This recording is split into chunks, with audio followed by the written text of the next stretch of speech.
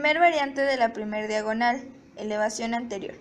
Se coloca una mano sobre la cara anterior de la articulación glenohumeral y el acromion con los dedos ahuecados.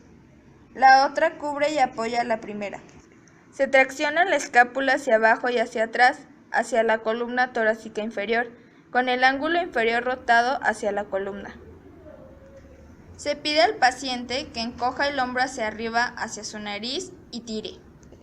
Dentro del movimiento que se realiza, la escápula se mueve hacia arriba y hacia adelante en una línea que se dirige aproximadamente hacia la nariz del paciente. Para oponer resistencia al componente de la rotación, se debe oponer resistencia al ángulo inferior en dirección a la columna.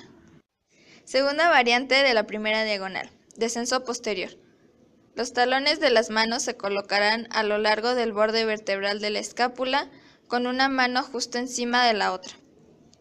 Empuje la escápula hacia arriba y hacia adelante hasta que sienta un estiramiento de los músculos posteriores que se localizan por debajo de la espina de la escápula. Se pide al paciente que empuje la escápula hacia abajo y hacia mí. El movimiento que realiza la escápula es en dirección caudal y en aducción. Para oponer resistencia al componente de la rotación, debe oponer resistencia al ángulo inferior alejándose de la columna. Este patrón activa la extensión del tronco y el rólido hacia atrás. Segunda variante de la segunda diagonal, elevación posterior.